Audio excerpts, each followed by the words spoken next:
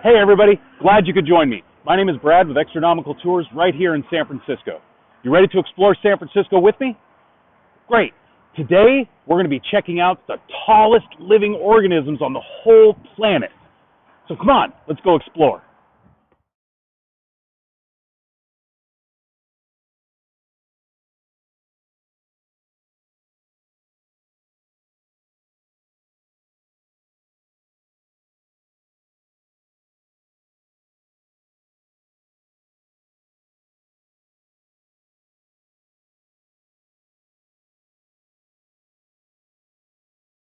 Here we are at Heroes Grove in beautiful Golden Gate Park. Now, this isn't what people really think about when they think of San Francisco, right? They think of the gold rush, and tall buildings, and traffic as far as the eye can see. But San Francisco isn't only about people and skyscrapers and cars clogging up the roadways. Nature is everywhere. And Golden Gate Park is the single biggest piece of nature in the city. Nature gives us so many things.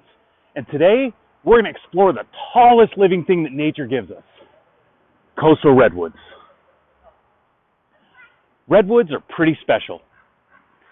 If you look around, you see all kinds of trees, like blue gum eucalyptus, white pines, juniper. But as uniquely special as all of those are, none can hold a candle to redwoods. Northern California is almost synonymous with redwoods. The area north of San Francisco, from Marin County all the way up to the Oregon border, is called the Redwood Empire. Now, you won't find redwoods everywhere in Northern California. Remember, their name is Coastal Redwood.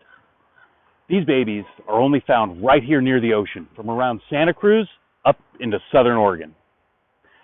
A few million years ago, there were 4 different species of redwood trees: the giant sequoias, the dawn redwoods, Langsdorff sequoias, and coastal redwoods. 3 of them were native to this region that would one day become California. And the 4th, well, that one could only be found in China. It's called the dawn redwood. But coming back to the California redwoods, since the Langsdorff sequoias went extinct a few million years ago, there are still 2 distinct species that grow here in California: the giant sequoias and these coastal redwoods. They're cousins and both part of the sequoia family, but they're definitely different. Giant sequoias are the big cousin. They don't get as tall as coastal redwoods, but they are massive. They can get up to be 30 feet in diameter at the base, and they'll stand almost 300 feet tall. But as awesome as giant sequoias are, today we're talking about the tall, skinny cousin. So like I said, coastal redwoods are the tallest living organisms in the whole world. The tallest redwood stands over 375 feet tall. Man, that's a big tree.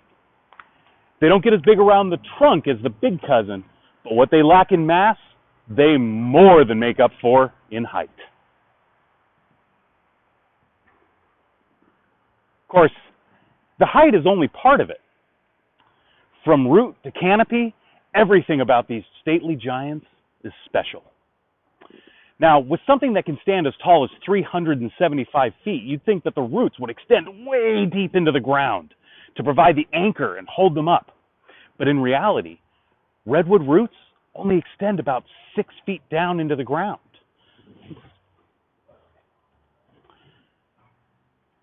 But although they're not too deep, they spread out for around 100 feet to give it the anchor it needs. In fact, that's why redwood trees almost always grow in groves like this one. Down under the ground at that 6 foot deep depth, the roots are all intertwining together. They produce new trees and give each other support in high winds during that lovely trembling we feel when the San Andreas Fault decides to move around a little bit. In fact, if you look here at the base of this redwood tree, you see all of these baby trees hanging on. They're all anchored by the parent tree's roots, getting all the water and nutrition they need from mama. So wait a minute. If the roots are only 6 feet deep, how are they getting all of the water that they need? They need to drink about 150 gallons of water a day. So where do they get it? To answer that, I'm going to ask another question. What is San Francisco most famous for? fog. That's right. These guys are uniquely suited to live off Fog City, getting almost half of their daily water consumption from the ubiquitous fog. And it's a good thing, too. San Francisco gets fog all year round.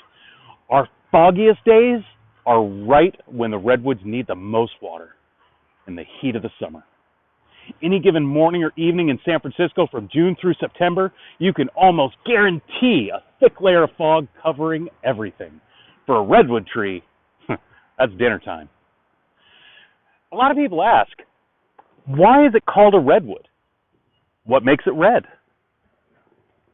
Well, the red comes from tannins in the bark. These tannins do more than just give it that hearty, hefty red color, though.